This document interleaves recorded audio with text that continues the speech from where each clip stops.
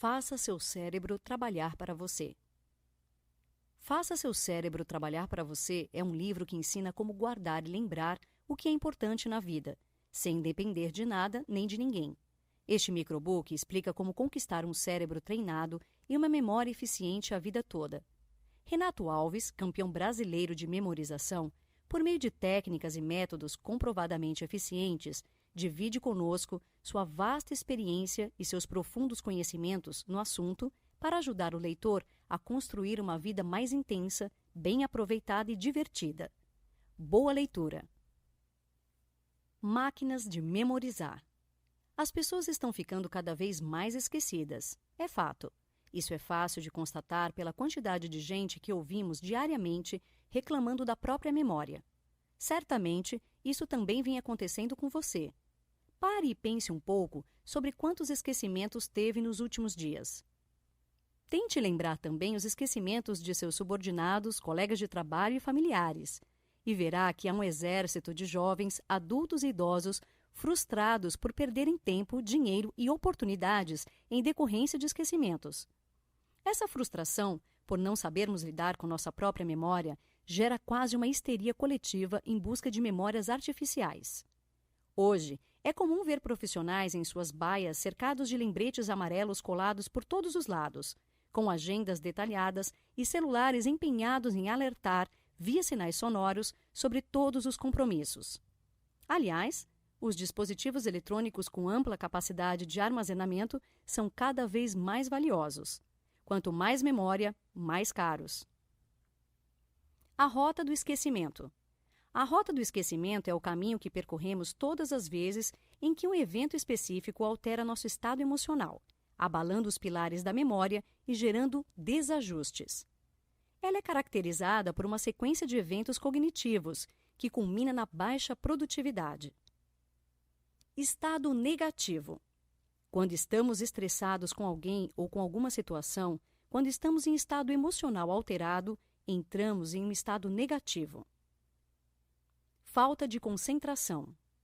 O primeiro sintoma que aparece quando ultrapassamos os limites emocionais é a falta de foco ou concentração. É como tentar ler um texto com a cabeça quente. Quando o estresse instala, você vê a tarefa, mas não a enxerga. Sua capacidade de foco fica drasticamente desviada para o evento estressante, impedindo que você abasteça a memória de modo satisfatório. Sua mente inconsciente sabe em que deve prestar atenção, mas seu consciente está totalmente requisitado e, por sofrer algum abalo emocional, não consegue manter o foco por muito tempo, deflagrando um segundo sintoma. Dificuldade de memorização. A memória tem uma ligação íntima com a concentração. Quando trabalham juntas, potencializam e aceleram a aprendizagem. Quando se separam, o caos se instala, dificultando a realização de tarefas simples, como acompanhar uma reunião ou ler um contrato. Sem concentração, a memória de trabalho ou operacional é pouco abastecida e seus prejuízos são evidentes. Por exemplo, você não consegue acompanhar a sequência do raciocínio de seu interlocutor e diz: "O que você estava dizendo mesmo?" Ou então, você não é capaz de lembrar a sequência de procedimentos descritos no memorando da empresa. Ou não lembra o nome do cliente que acabou de cumprimentar em uma reunião de negócios. Lapsos de memória. A falta de concentração causa outro transtorno, os lapsos de memória. Lapsos de memória, ou brancos, são marcados pela dificuldade de acessar memórias necessárias para a compreensão ou realização de tarefas. Imagine que você está conduzindo uma reunião de negócios e falta aquela palavrinha que completa seu raciocínio. Ou no meio da entrevista de emprego, você esquece metade do que tinha para dizer. O branco na memória sempre surge em momentos críticos, em que a emoção é alterada. A falta de concentração produz dificuldade de memorizar e de lembrar. Mas mesmo nessas ocasiões, você não pode se dar ao luxo de interromper suas atividades simplesmente porque está sofrendo alguns bloqueios de memória. Ao insistir em realizar tarefas sem as condições mnemônicas necessárias, há um gasto maior de energia que leva o cérebro a desenvolver o próximo sintoma, a fadiga. Fadiga mental. O que acontece quando alguém pega uma toalha e tenta enxugar um bloco de gelo? Nada. Na verdade, ela apenas vai se cansar. Essa metáfora é utilizada para exemplificar aqueles momentos em que você insiste em realizar algo, mas não obtém o resultado desejado. Enxugar gelo cansa tanto quanto insistir ler um texto sem concentração, assistir a um vídeo de treinamento sem o foco necessário ou somar aquela pilha de recibos com a mente cansada. Quando insistimos em realizar tarefas sem concentração e memorização, sentimos que estamos enxugando gelo. O máximo que garantimos com isso é uma grande fadiga mental. Fadiga mental é um estado de cansaço em que a mente se encontra quando há um gasto excessivo de energia pelo fato de não estar totalmente focada. Ela pode ser provocada pela insistência em realizar tarefas em um estado emocional desapropriado, o que pode nos levar finalmente à indisposição. Indisposição. A indisposição conclui a última etapa da rota do esquecimento. Sabe quando você se vê diante de uma tela em branco, precisando preparar um artigo ou entregar um relatório e as ideias não surgem? Você digita algumas linhas de um texto que deveria ir para a direita, mas o que você vê na tela é um cursor apagando tudo à esquerda. A verdade é que, no fundo, você não está nem um pouco disposto. Não tem disposição, está sem inspiração, sua mente está sob influência direta da preguiça mental. Todos os mecanismos de criatividade, foco e memorização foram suspensos por uma ordem inconsciente. E quando a indisposição se instala, acaba com a nossa produtividade. Os vilões da memória. O caminho para a excelência no uso da memória é identificar o que a bloqueia, ou seja, quais são os vilões da memória. Podemos classificar as causas dos problemas de memória em 3 grupos. Causas circunstanciais, as que são ligadas às circunstâncias eventuais da vida, como pressa, preguiça, má vontade, falta de organização, dentre outras. Causas fisiológicas, aquelas que interferem no rendimento do corpo, mas que indiretamente impactam a memória. Noites mal dormidas, má alimentação e envelhecimento são alguns exemplos. Causas psíquicas, as que estão ligadas a nossas emoções e estados psíquicos, como estresse, ansiedade, bloqueio mental, entre outras. O primeiro passo para melhorar a memória é controlar os problemas que a bloqueiam. Quando controlamos as causas, liberamos uma energia que nos mantém em foco de modo muito mais intenso, e isso nos permite vivenciar melhor as experiências. Memorize primeiro, lembre depois. Para lembrar as coisas, em primeiro lugar é preciso levar em conta que a recordação está intimamente ligada à memorização. Isto é, a recordação só se manifesta se algo realmente for memorizado.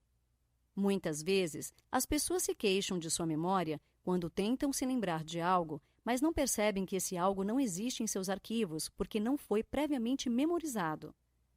Como é que alguém pode lembrar, por exemplo, o nome de uma pessoa que acabou de conhecer, se no momento em que ela disse o nome, uma moto barulhenta passou e não a deixou ouvir?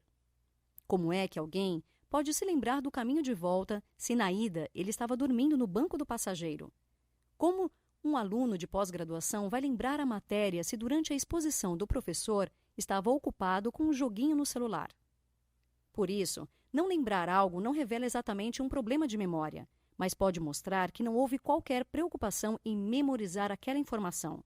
Quem não memoriza não tem o que lembrar, concorda? Essa regra se aplica a tudo, ao nome de um filme, ao título de um livro ou ao nome daquele prato delicioso que você experimentou em uma viagem e etc. Você é o responsável pelo processo de memorização. Você é quem escolhe prestar atenção e memorizar o que quiser, desde um complexo nome de remédio até uma tarefa ou um texto. Tenha em mente a ideia fixa de que a memorização eficaz é um processo ativo e não passivo. O que fazer para lembrar? Lembre-se do mantra. Você não pode ficar esperando que algo ou alguém desperte seu interesse e promova a memorização. Sabemos que nem todos os lugares são estimulantes, nem todas as pessoas são interessantes e nem todas as atividades são agradáveis de realizar, mas temos de estar preparados para tudo. O método das associações simples. A técnica mnemônica de associação de palavras, números e ideias é um recurso muito poderoso para a formação de memórias de longo prazo. É também um dos recursos mais engraçados, divertidos e simples de utilizar, dentro da gama de estratégias de memorização. É como uma caixa de soluções prontas para você sacar a qualquer momento e evitar esquecimentos. A técnica consiste em ligar informações por meio de associações livres de ideias. Por exemplo, eu digo pão, você responde manteiga. Eu digo avião, você responde passageiro. Carro, passeio. Dinheiro, liberdade. Saudade, abraço. Amor, coração.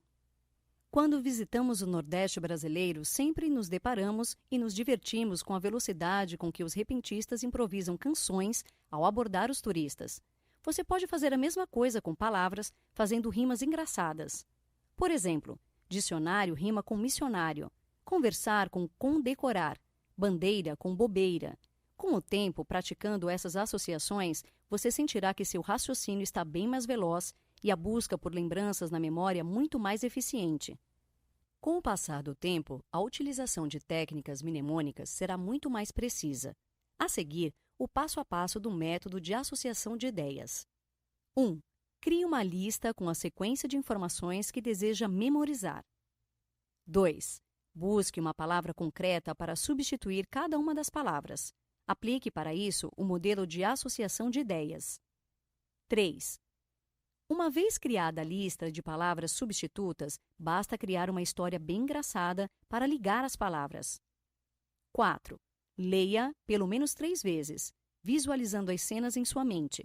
O segredo será a força das imagens que criar em sua mente e o grau de concentração aplicado. 5. Pegue, então, uma folha e escreva o nome de todas as palavras que você memorizou, reconstruindo a lista de palavras associativas. Caso não se lembre de uma ou outra palavra, o ideal é refazer o filme em sua mente. Insista, é só uma questão de prática. 6. Teste se consegue lembrar. Curta, então, o novo conteúdo devidamente gravado em sua memória. O método dos gatilhos de memória. Tente se lembrar de uma ocasião em que ficou a semana inteira se esforçando para não esquecer uma tarefa importante, mas na hora H esqueceu. Ficou frustrado, não é? Quantas vezes nos esforçamos ao máximo para não esquecer algo importante, mas nem todo o esforço do mundo nos ajuda a evitar o esquecimento. Sabe por que isso acontece? Lembrar não é uma questão de esforço, é uma questão de estratégia. Você não precisará ocupar sua mente repetindo o dia todo a mesma tarefa se puder criar uma estratégia simples, que não o deixe esquecer. Gatilho de memória. Tratam-se de soluções simples, criativas e instantâneas que podemos sacar da manga a qualquer momento, com o objetivo de evitar esquecimentos. Eles são utilizados especialmente para nos lembrar de tarefas descartáveis, isto é, aquelas que após ser realizadas já podem ser esquecidas. Por exemplo, para se lembrar de tomar um remédio na hora certa, deixe o medicamento próximo de algo ou em um local em que você tenha de passar para cumprir uma rotina. O método das memórias externas. Memórias externas normalmente são utilizadas quando desejamos armazenar grande quantidade de informação, ou quando consideramos um conteúdo irrelevante para ser guardado na memória natural. Por exemplo, se você deseja memorizar uma tabela com a variação do preço dos produtos de sua empresa nos últimos 6 meses. Sinceramente, será mais útil guardar esses dados em uma planilha em seu tablet ou computador. Não que seja impossível memorizar uma tabela, pois com algumas revisões você se lembraria facilmente de todos os dados. O que nosso autor sugere é uma utilização simultânea da memória externa e de sua memória natural. Fazendo isso, você poupa um tempo precioso que poderá ocupar com outras coisas prioritárias. Nesse contexto, a memória externa será absolutamente útil.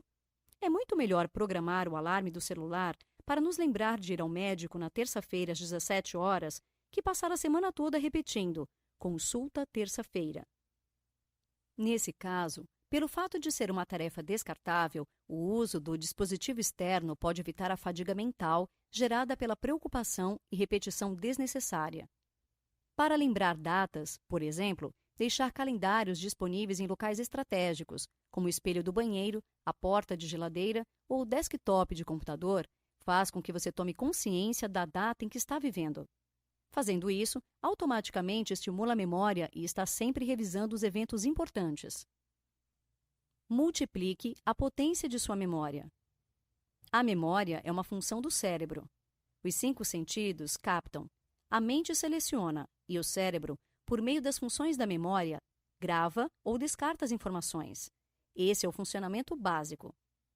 Existem algumas situações, porém, em que as funções da memória são potencializadas e levadas ao limite da qualidade, tanto no grau de retenção quanto no de recordação. Essas situações são aquelas que nos surpreendem, aguçando, despertando nosso interesse, provocando emoções como curiosidade, entusiasmo, alegria ou motivação. Motivação é um estado mental que se ativa todas as vezes que a mente identifica um claro motivo para a ação.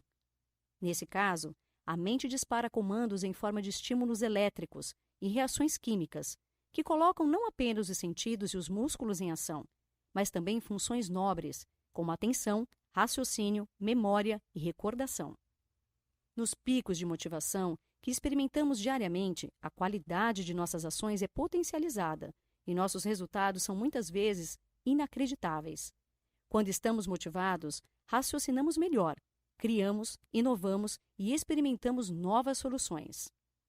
Concentramo-nos mais e memorizamos mais quando estamos motivados. O cérebro é inundado por uma enxurrada de dopamina, estímulos elétricos, vozes internas e quadros mentais com um cunho emocional tão positivo que a memorização daquele momento se torna uma urgência para o cérebro. A qualidade da informação é um estímulo que, ao ser interpretado pelo cérebro, gera uma motivação para acessar a memória e tornar a experiência inesquecível. Por isso, se quiser um remédio poderoso para a memória, invista em motivação. Invista na capacidade de se automotivar por meio de pensamentos positivos em relação à sua memória. Faça palavras cruzadas. Como se chamam os brincos típicos das ciganas? Qual é o nome do galo ainda jovem? Qual a profissão de Ana Botafogo? Essas perguntas foram extraídas de uma atividade de palavras cruzadas. Suas respostas são argolas, frango e bailarina, respectivamente. Há quanto tempo você não pensava em brincos de argola, ciganas ou em um frango? Qual foi a última vez que você escreveu a palavra bailarina? É bem provável que faça muito tempo, não é?